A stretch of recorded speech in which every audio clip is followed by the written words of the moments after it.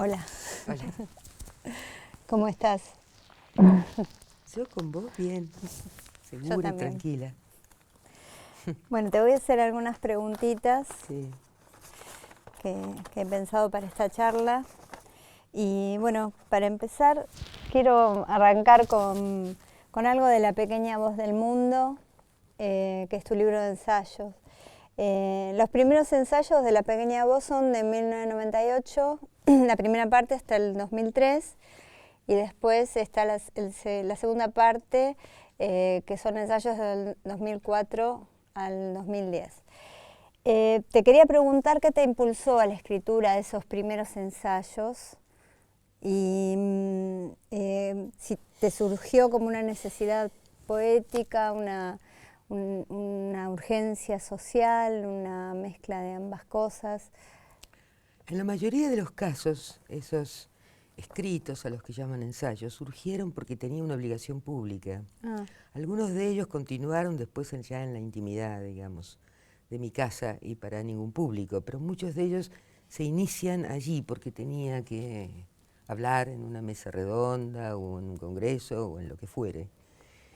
Igual, digamos, como pasa en todo lo que yo he escrito, yo no discierno qué es poesía y qué es discurso de otro calibre.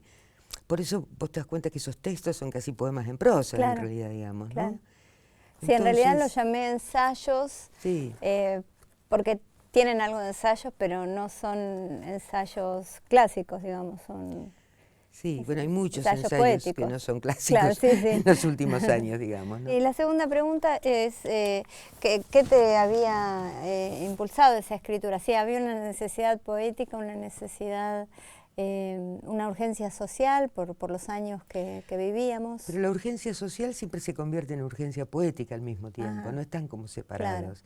Todo está inmerso en un único caudal, Ujú. ¿no? Que aparece en tu cabeza y en tu corazón, digamos, ¿no? Claro, por eso decís que en ese mismo libro, que para vos la poesía y ciertos acontecimientos sociales son la misma cosa, ¿no? Sí, sobre todo los acontecimientos sociales de la resistencia, ¿no? Que es cuando un grupo grande de gente, por ejemplo el pueblo argentino, resiste a las circunstancias que les han impuesto, ¿no? Resisten a las circunstancias de expoliación económica, ¿no? Y todo lo que eso trae consigo. Entonces es esa resistencia lo que acompaña tanto al poema como al ensayo, ¿no? Por ejemplo, el año 2001, ¿no? Que eran los tiempos de las asambleas barriales. ¿Cómo recordas vos esos años en particular? 98, 99, Sí, 2000, 2001, claro. ¿no? Sí, el 2002 2001 en realidad incluso. fue el momento del impacto de todo Exacto, eso, ¿no? cuando todo estalló, digamos, Claro, pero sí, ya del venía estallido. sucediéndose desde hacía varios años, ¿no? Esos para mí fueron como los años más importantes de mi vida, yo te diría. Eso que soy viejita y que viví en los 70, pero la emoción que yo tuve a fines de los 90 superó todo el resto de la historia de mi vida. Porque cuando ya no había más discursos, se podía escuchar a la gente que hablaba en la calle, en los hogares, en los lugares públicos en general. Y el discurso de la gente era tan conmovedor, que yo creo que se escribieron como los mejores poemas no escritos de aquellos años, ¿entendés? Y la poesía estuvo como muy presente en esta puesta pública de la resistencia, digamos, ¿no? Estuvo muy presente en las fábricas tomadas, muy presente en los acampes, muy presente, como vos decías recién, en las asambleas barriales, que era así como un collar de soviets, ¿no? Que sucedían a lo largo de toda Argentina y sobre todo en la ciudad de Buenos Aires, ¿no? Donde uno podía escuchar lo que opinaba el compañero, lo que opinaba la compañera, ¿no? Entonces ya no eran más los que discurseaban en la televisión, sino la gente que hablaba abajo como la poesía, porque la poesía es también la retaguardia, es la gente que habla por detrás, ¿no? Sí, estaba pensando que esto fue como la culminación de un periodo muy difícil que fueron los años 90, un proceso muy difícil, donde hubo como años de mucho aquietamiento que terminaron justamente en como lo contrario, ¿no? En esta manifestación social, pública, ¿no? Los principios de los 90, claro, vos decís. sí. No, Claro, cuando la gente se comió la tontería mendemista, digamos, cuando le dieron el voto a Méndez y después se lo volvieron a dar, esto fue lo más increíble, digamos, ¿no? Pero yo como, viste, yo digo Méndez porque el otro nombre es Yeta, entonces por eso digo Méndez. Pero digamos, los primeros años de los 90 la gente se conformó con las figuritas, ¿no? Con la manteca que venía de Bélgica, con los chocolates que venían de no sé dónde, ¿no? Con los autitos importados, con todo el chicherío inicial, digamos, y después empezó a venir el despido, el cierre de los comercios y definitivamente hasta el hambre, ¿no? Porque lo que hubo en el pueblo argentino en esos años fue hambre, por eso había tantos comedores, ¿no? Populares, digamos. Entonces el circuito es más o menos eso, la chuchería, el cierre de las pymes, el cierre de los pequeños negocios, la pérdida de los trabajos y el hambre. Esa es la figurita que nos regala el neoliberalismo, digamos. Y esos fueron los años que vivimos en los 90. Cuando llegó el hambre, la gente salió a la calle. Y ese fue un momento de mucho dolor y muy maravilloso al mismo tiempo. De revitalización de la poesía, ¿no? También, claro, de todas las artes, ¿no? Del teatro, de la pintura, de la poesía, digamos, de todo, y hasta ese empujón nos llega hasta hoy en día, digamos, ¿no? Sí, eso te iba a preguntar, ¿no? Porque me parece que fue como, ahí se sembró la semillita que se desplegó a lo largo de estos 12 años. Claro, pero solo que estos 12 años con mejor clima, ¿no? Claro. Con mejor tierra, con mejor agua, con mejor todo, digamos, hubo posibilidad de desarrollar aquello que estalló a finales de los 90, ¿no? Sí, vos publicaste en el 2002 Mate Cocido, que recuerdo la presentación en la FLA, ¿te acordás de cómo era La Biblioteca de los Anarquistas. Sí, la Biblioteca de los Anarquistas, que fue muy emocionante, me acuerdo que fue muchísima gente, y que es un libro bastante particular, por lo menos yo lo veo así, ¿no? Como un hito en tu historia poética. Y es un libro donde desfilan un montón de personajes y de historias sencillas, ¿no? O sea, los héroes son héroes sencillos, gente común, ¿no? Aquiles llorando por Patroclo también era gente común. Sí. Digo, en todas las mitologías de todas las culturas. Digo, no portan nombres, portan su nombre, digamos. Y lo que te decía es que para mí ese libro me hace pensar en lo que años después Cristina Kirchner dijo, que fue la patria es el otro, ¿no? ¿Ves? La relación de la identificación con el otro y la frase de Cristina. Sí, que es una frase tan conmovedora y que la poesía la vaticinó tanto desde mediados de los 90, digamos, ¿no? En este librito de ensayo del que vos hablabas recién, La pequeña voz del mundo, allí se recuerda lo que decía Rimbaud, ¿no? Yo es otro. Claro. Y esto tenía como una actualidad sublime en aquellos momentos, digamos, ¿no? Y creo que esa frase de Cristina es para llevarla a los acápites de los libros de poemas, digamos, ¿no? De todos los que vendrán, no solamente de los que hubo, sino de los que vendrán. La Edad Dorada, Mate Cocido y La Rebelión del Instante. En esos 3 libros se hace uso de esa, digámosle, metáfora de la que vos hablás, de diferentes maneras, ¿no? Con la voz indiana, con la voz indígena de América Latina, en primer lugar, en el caso de Sur, ¿no? Y con lo de los desocupados, sobre todo en el caso de Mate Cocido, y un poquito antes con el cristianismo de Edad Dorada, digamos, ¿no? Con el cristianismo, por supuesto, con un cristianismo arcaico, ¿no? El cristianismo que teníamos de niños y el que después tuvo la Iglesia Roja, digamos, ¿no? Que no estuvo tan mal. y que forma parte de tal manera del peronismo, diría yo, ¿no?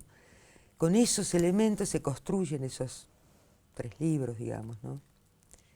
Y después ya viene otro momento.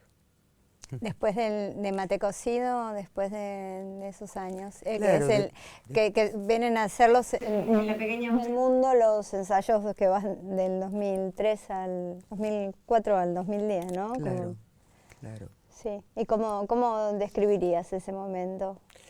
Yo describiría primero el momento de la consternación, cuando sube Kirchner, a quien yo no voté. Qué pena que solo una vez y no lo voté, pobrecito, aunque lo voté. No lo voté porque no hubo balotaje. No, voté a Cristina, pero a él no lo voté. Yo venía militando en la izquierda en aquel momento, y en ese momento me volví peronista. ¿No es como maravilloso?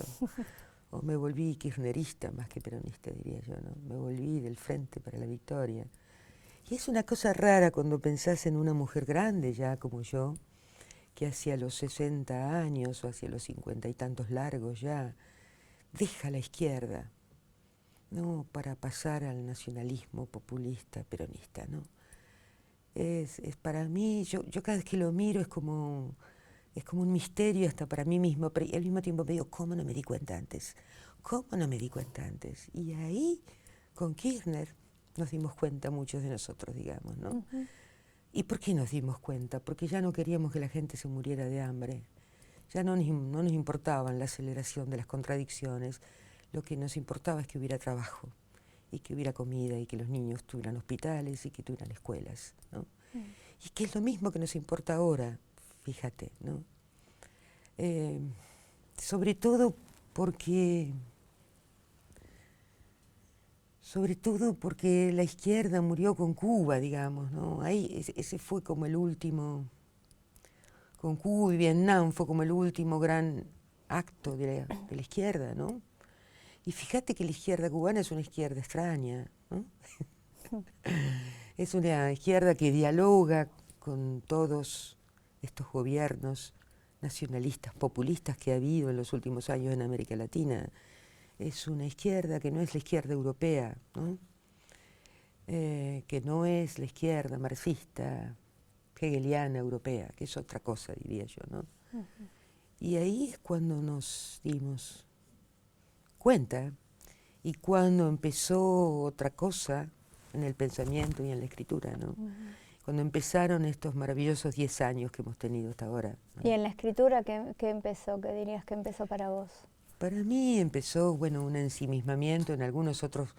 Una vez que tenés esa milonga solucionada, viste que la poesía no reproduce, la poesía siempre busca producir, no reproducir, uh-huh, digamos, ¿no? Entonces me mandé para aquí y para allá. ¿Qué libros escribí después de eso? La Rebelión del Instante. La Rebelión del Instante, bueno, Variaciones sacaste de tu la luz. obra, Variaciones de la Luz, y sacaste tu obra reunida, sí, ¿no? Pero pensemos en qué libros escribí Variaciones en esta de década. la Luz, Tener lo que La se Rebelión tiene. del Instante, Variaciones de la Luz, Tener lo que se tiene. Bueno, ¿y qué hay en esos libros? Todavía campea la vocecita que viene de los 90 para ciertas injusticias, o ciertas cosas que de pronto uno ve, o ciertas identificaciones con personajes muy queridos, digamos. Pero me parece que campea como una voz mucho más esperanzada en esos, uh-huh, libros, ¿no? Que ha sido la voz de estos años que pasaron. Uh-huh. Y vos hace muchos años que das talleres y pasan muchos poetas por tu taller. ¿Qué podrías decir que fue como ocurriendo durante estos años con esos poetas? ¿Se evolucionó una conciencia social o fue siempre igual en estos 12 años? ¿Hubo diferentes momentos? Sí, evolucionó una conciencia social en todos nosotros, hasta ahora que estamos ciegos, digamos, dispuestos a votarle a Macri. Cierto que no se podía nombrar a Macri, pero digo, sin la menor duda. Pero en lo que pasó específicamente en la poesía, además, es que dio una mirada hacia atrás, muy grande la poesía, y dijo, a ver la lengua castellana. Ya no escribió desde las traducciones que leímos tanto, ¿no? Que leímos tanto desde principios de siglo hasta finales del siglo XX, y se miró la lengua castellana. Por eso se fueron siglos hacia atrás, se fueron hacia el 480, hacia el 500, ¿no? Hacia el barroco, digamos, y el Renacimiento español, y hacia el modernismo. Se volvió a mirar la lengua, la luz de la lengua en la que escribís, y ahí pasaron cosas Y ahí apareció Variaciones de la hermosas. Luz. Ahí Para apareció vos, Variaciones de la Luz. que es un libro que retoma el siglo de oro español, homenajea. No Lo retomo porque ya es homenajea, imposible, por digamos. Pero supuesto, habría que viajar en el tiempo. sí, claro, claro. No, bueno, aprendí a escribir unos endecasílabos, eso es todo, digamos. Lo aprendiste muy bien. La Recuerdo música del idioma volvió con una que siempre estuvo presente, volvió cuando vas hacia atrás y lees y estudias, ¿no?, la historia de la lengua española. Esa música del idioma vuelve con una intensidad muy grande, digamos. Pero no solamente en mí, también en otros poetas sucedió esto, ¿no?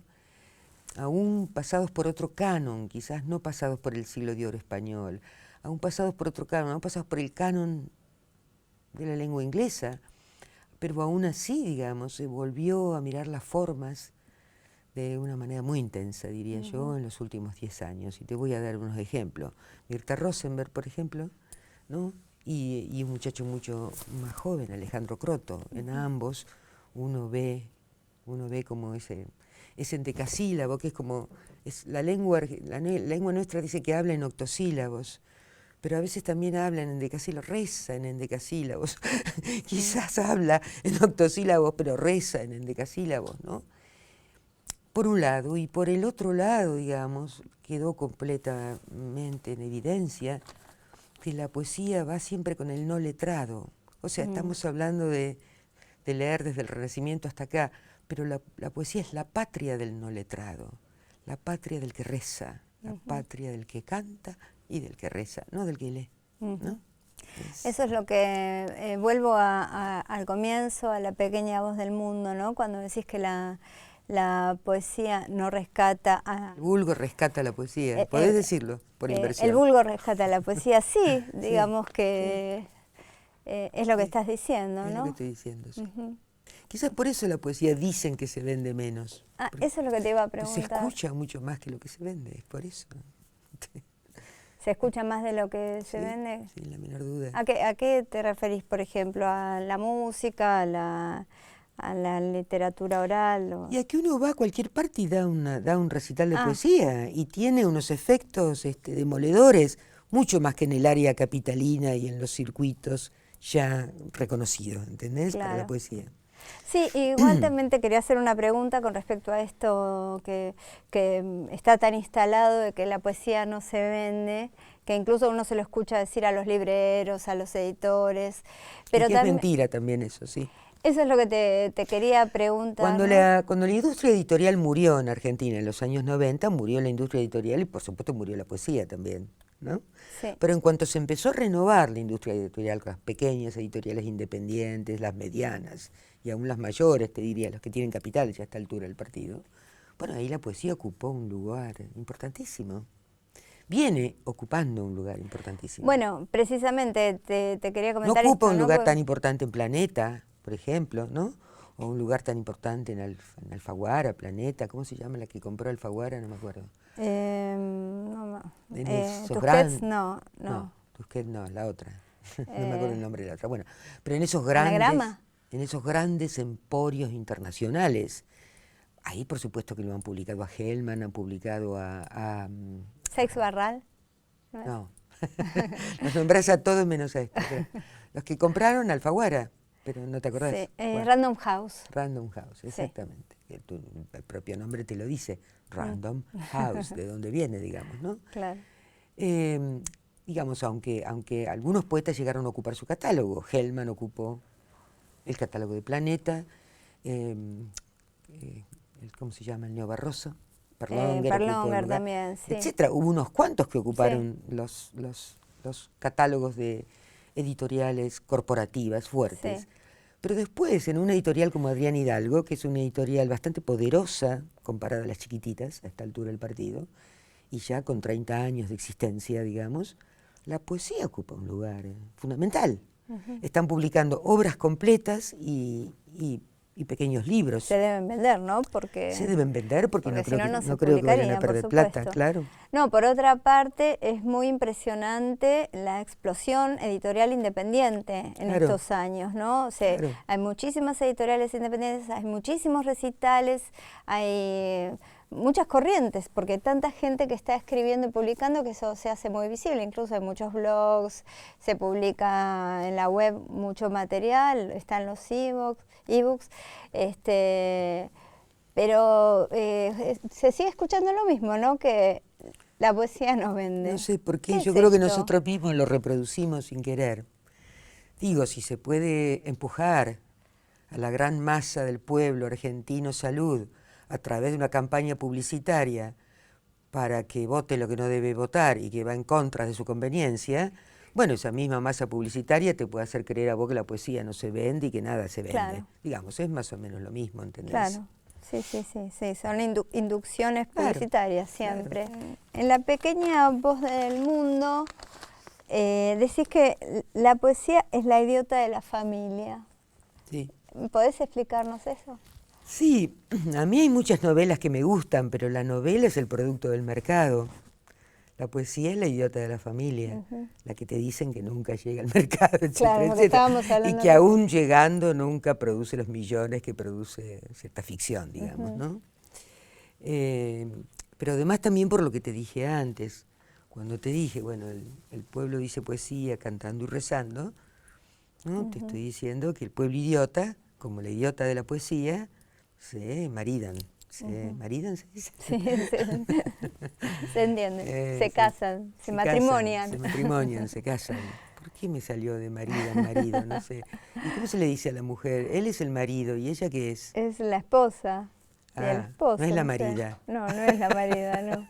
La mal marida. Ya, viste qué cosa, ¿no? Cómo el neocolonialismo te sale de todas partes, ¿no?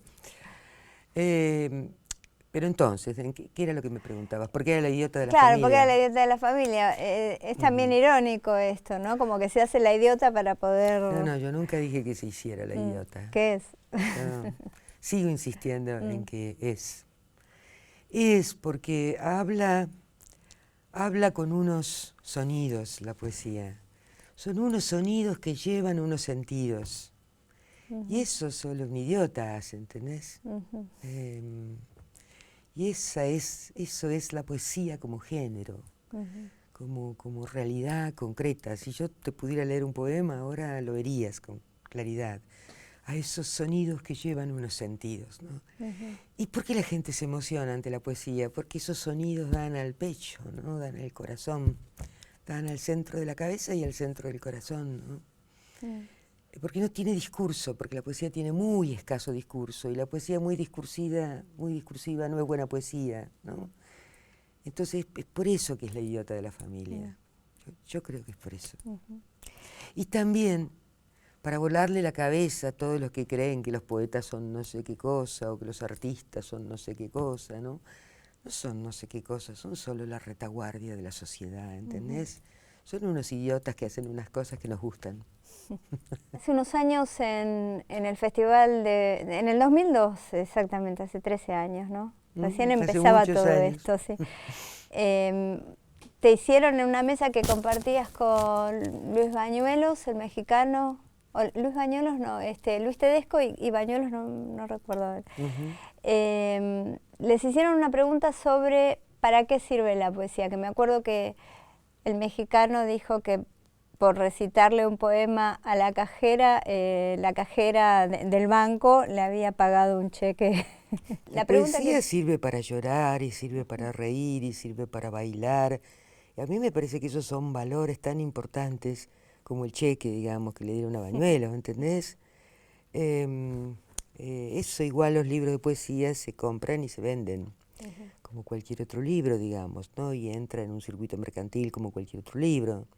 Cualquier libro que es puesto en algún lugar, cuando la poesía empezó a ser tomada en cuenta por los suplementos culturales de los diarios centrales del país, etc., es cuando la poesía empezó a venderse. O sea, no es que la poesía se vende o no se vende por otras razones, se venden por las campañas publicitarias, insisto, ¿entendés? Por eso yo no quiero pensar tanto en venta y quiero pensar más bien en escucha, ¿entendés? Porque eso se hace gratis y se escucha gratis, ¿no? Y entonces me parece mucho más convincente en realidad, ¿no? ¿Y para qué sirve? Y sirve para lo que te digo, para reír y llorar y bailar y cantar, a veces hasta para comer y chupar, y qué sé yo, para todas las cosas más primarias del ser humano, sin las cuales no habría vida, ¿no? ¿Es un acto de comunión, el acto poético? Eso creo, claro, por eso te digo que se lo escucha como cuando se reza, ¿sí? Claro. Yo creo, digamos, que el acto de comunión que hay entre el lector o el escucha de un poema y el que escribe un poema es descomunal. Y creo que por eso muchas veces el poeta corrige sus poemas después que los ha leído, después que hubo gente que los escuchó y ahí se dio cuenta de una pequeña nota que no estaba tan bien de pronto, ¿entendés? Digamos. Uno se escucha como en el oído del otro, exactamente, ¿no? Exactamente. A vos te pasa también, me imagino. Sí, sí, sí, a mí me ha pasado con vos. Te ha pasado conmigo. Y claro, cuando iba a tus clases, a tu taller, yo me empecé a escuchar a mí. Claro. Vos leías tus poemas para otros, ¿no? Sí. Me pasa y me parece que además hay oídos privilegiados, ¿no? Que, como el tuyo, que devuelven, o por lo menos esa es mi experiencia como alumna tuya, que me devolvieron algo particularmente iluminador en relación a lo que compartía con vos, y creo que es el caso de muchos alumnos más porque has tenido y tenés muchísimos, ¿no? Pasa muchísima gente por tu taller. Eso, mucha gente, sí. Qué lindo lo que decís. Muy bonito. Yo quería ser cantante de ópera, no fui cantante de ópera, pero sí fui una buena poeta, creo. Sí, sí. Canté en otros lugares. Cantaste, pero ¿cantaste también música? Que no música poética, Pero sino... todo el mundo agarró una guitarra y cantó un poquito. No, todo el mundo no, yo no. Bueno, yo sí. Pero nunca fui buena ahí. En cambio tengo una gran oreja para el poema, digamos, ¿no? En ese sentido que lo digo. Hay un poema que creo que está en Mate Cocido, el que vos le decís a tu mamá que querés ser actriz primero y luego que querés escribir, ¿no? Que quería ser actriz y escritora, sí. Sí, y ella consulta que cómo hacer. La mamá me dijo, eso no es para nosotros, mi querida. Pero fue a hablar con la maestra y le dijo, ¿qué hago? Que mi hija dice que quiere ser esto. La maestra le dijo, en una semana le contesto, señora. Le fue a preguntar, ¿Una semana se tomó? Le fue a preguntar a un profesor de literatura, no sé qué cosa, y entonces vino, habló con mi mamá y le dice, el profesor dice que tiene que hacer la escuela secundaria. Así fue como fuimos a la escuela secundaria, que no era tan común en mis años, sobre todo cuando vivías en un pueblo, ¿no?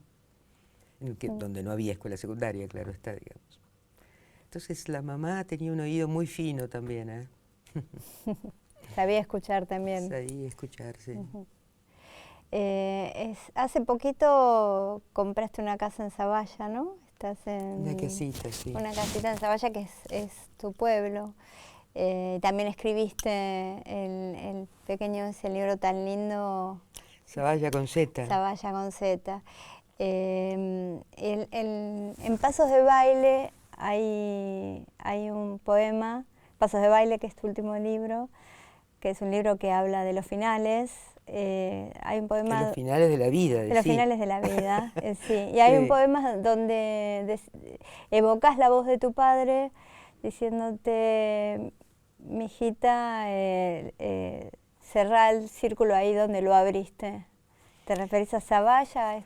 Yo supongo que intuía algo de eso, ¿no? Ese poema lo escribí antes de comprarme la casita, pero fue muy ahí, muy casi al mismo tiempo.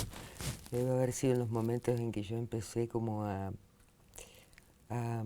ilusionarme con tener un lugar en mi pueblo, que saqué el premio nacional y por eso me pude comprar la casita.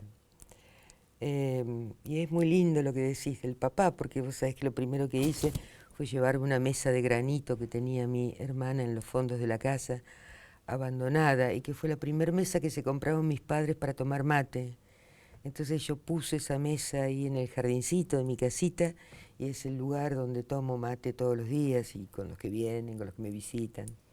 ¿Con vos tomé mate? Sí, he tomado mate con vos en Zavalla, sí, cuando fui a conocer tu casa. Claro, en esa mesa de granito. Y entonces en la que cada vez que llego veo la mesa y digo, hola papi, hola mamá. Qué lindo.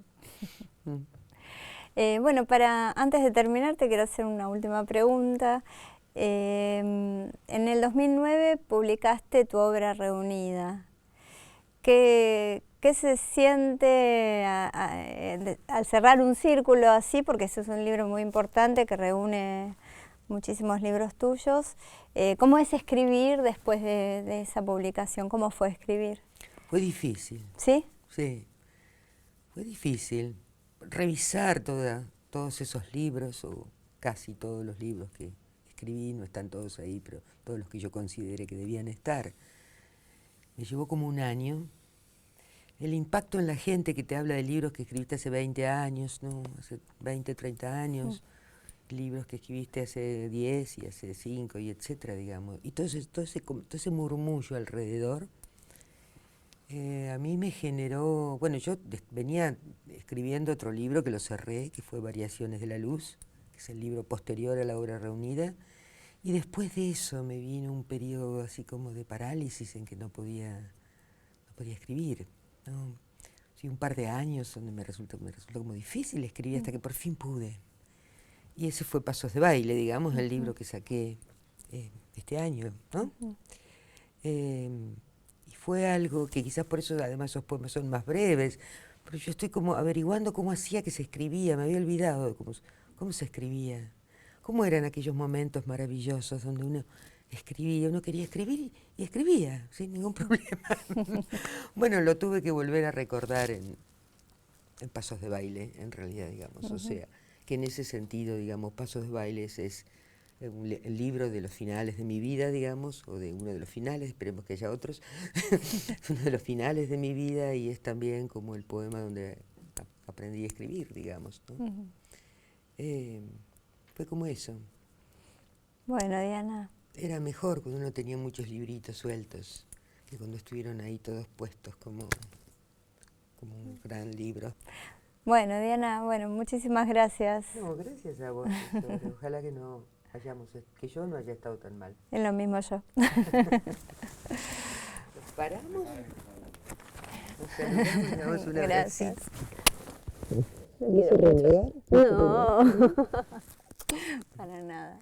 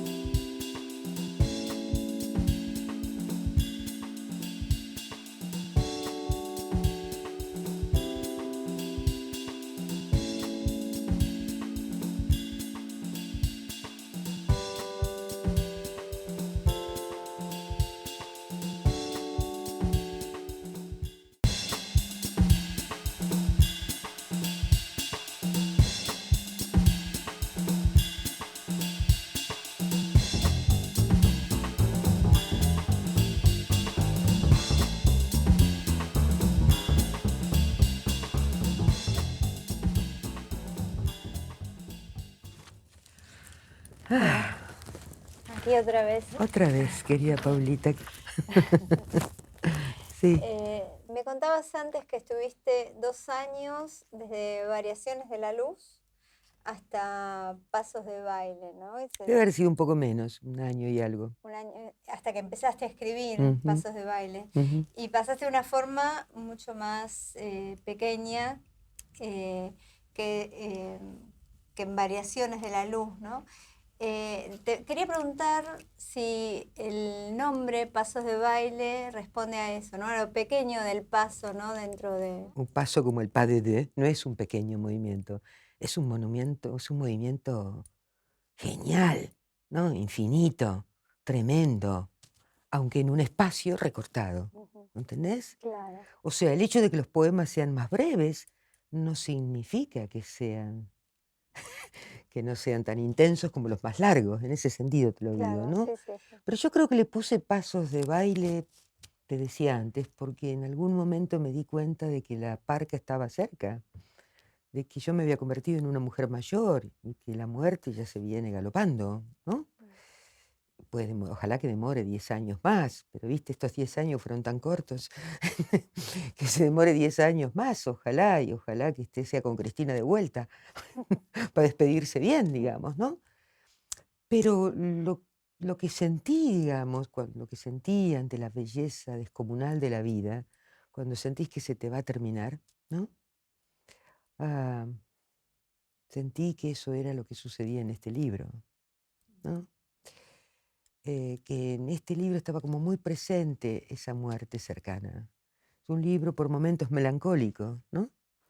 Y creo que Sí. melancólico por eso, no había otras razones para esa melancolía.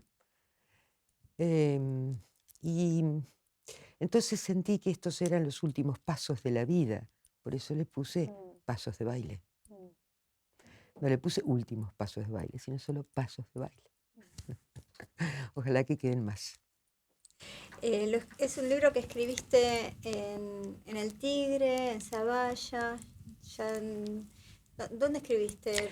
Todavía no tenía mi casita de Zavalla, o sea que este libro que siempre se escribe un par de años antes de publicarlo, un libro, lo escribí en la isla, es el último libro de la isla, ahora estoy escribiendo uno en Zavalla,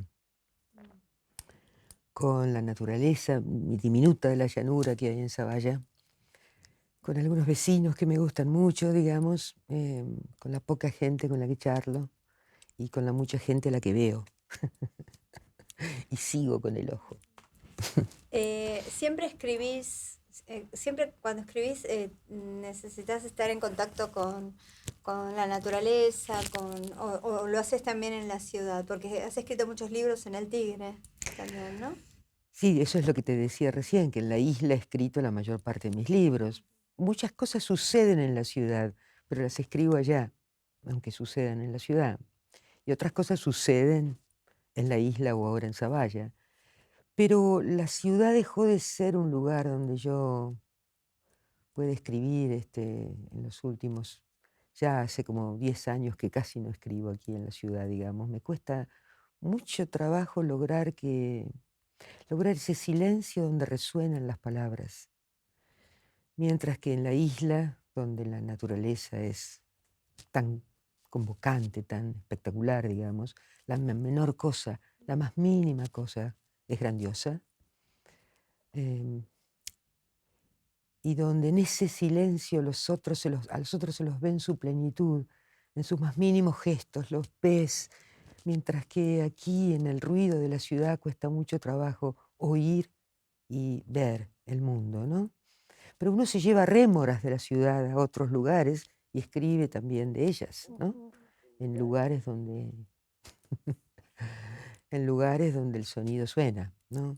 Como yo te decía, que la poesía es solo unos sonidos que porta unos sentidos.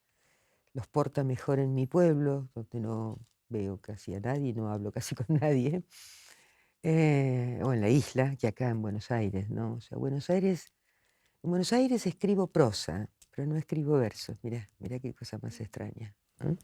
Zavalla con Z, ¿lo escribiste en Buenos Aires? Zavalla con Z lo escribí en la isla, es un libro que me encargaron y yo me fui con el encargo a la isla y ahí rememoré el pueblo. ¿Cuánto tiempo estuviste escribiendo ese libro? Una semana, Fue breve. sí. Porque es un libro pequeño además.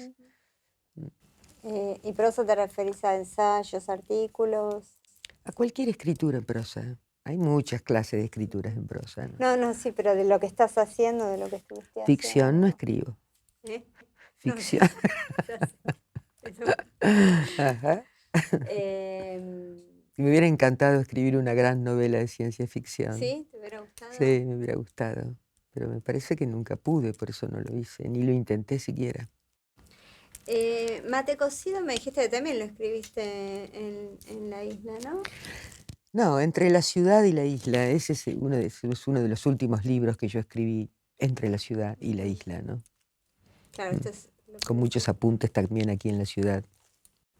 ¿Y cuál es tu ritual? Diana, ¿escribís de mañana? ¿O escribís en cualquier momento? Ritual no ¿Tenés algún tengo, cuando ritual? tengo tiempo libre escribo. Cuando tengo todo el día para mí, y los días subsiguientes también, cuando no tengo obligaciones, ¿no? De otro tipo, entonces ahí escribo, y en cualquier época del año, pero cuando no tengo esas obligaciones. Cuando la única obligación que tengo es la del poema, ¿no? Ahí es cuando escribo, y he estado escribiendo, ya te dije, mucho en la isla y ahora en Zavalla. Ahora estoy escribiendo un libro en Zavalla de Zavalla. Entonces siento que que no puedo hablar de Zavalla acá, ni en la isla, sino que tengo que estar allá. Mm.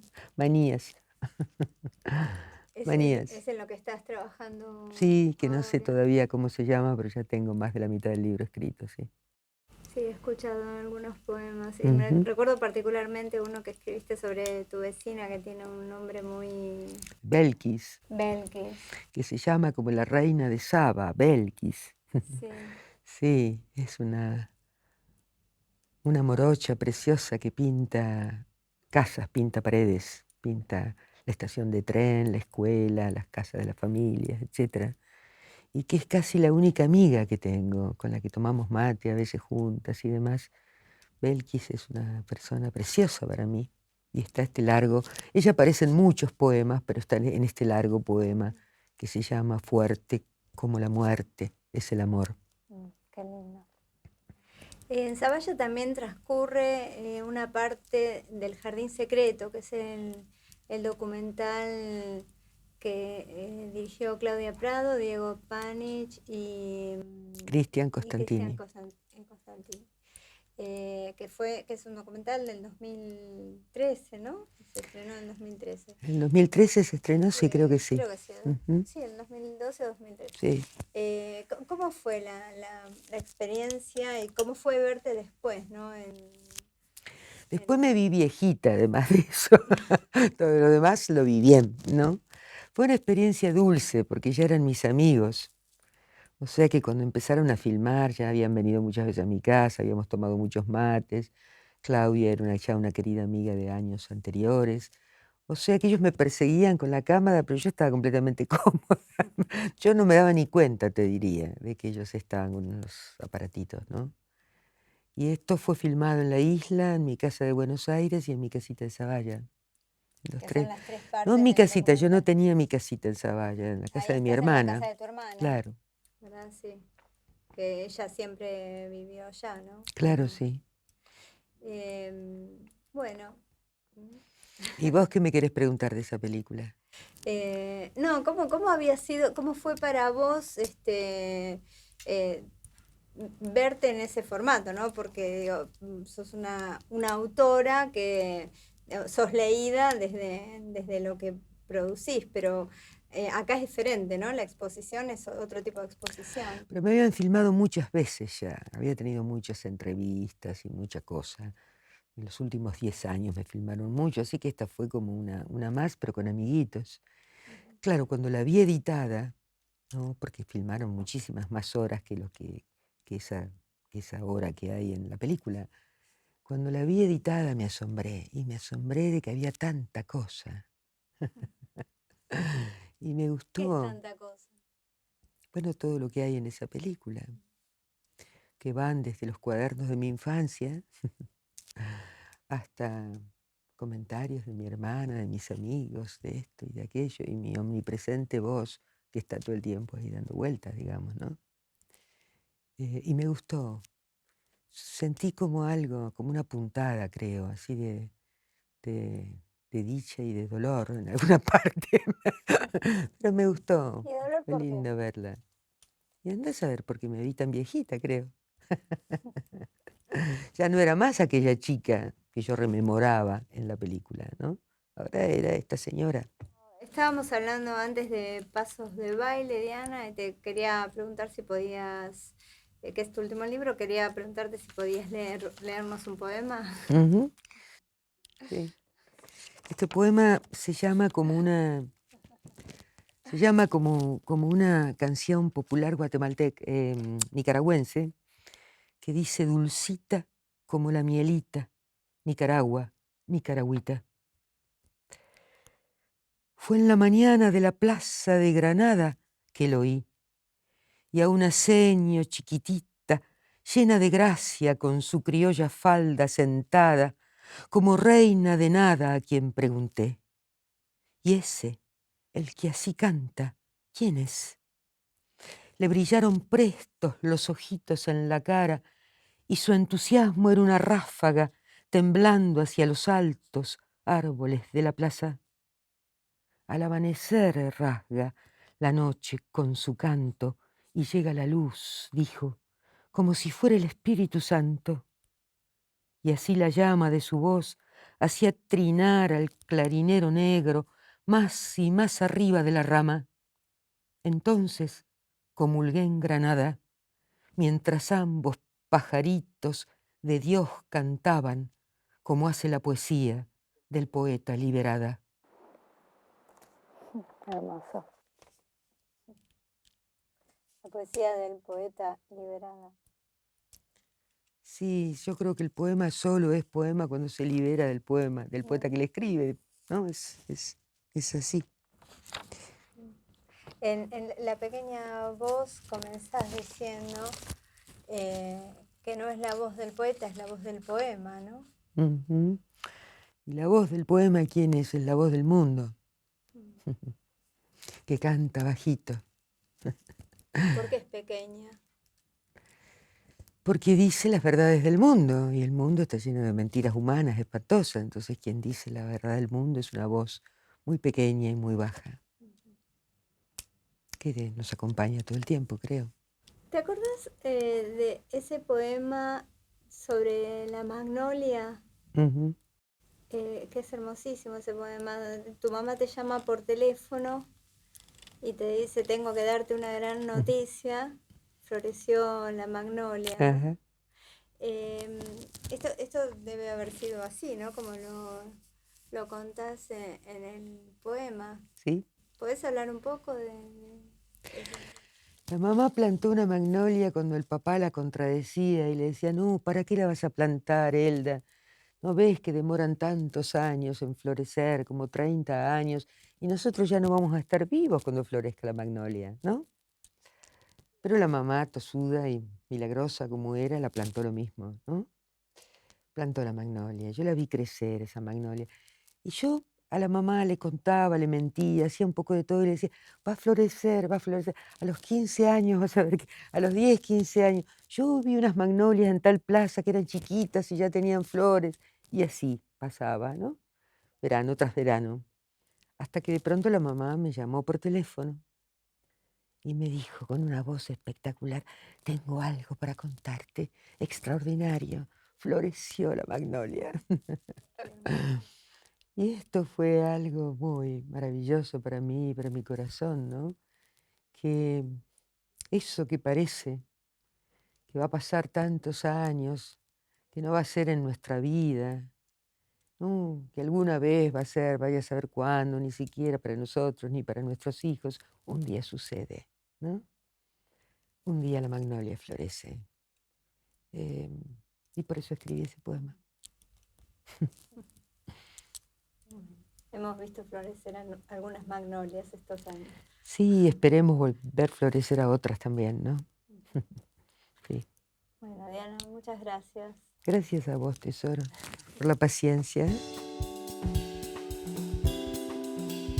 miren, yo quiero que se apague por completo y que nos caigamos en la franja negra.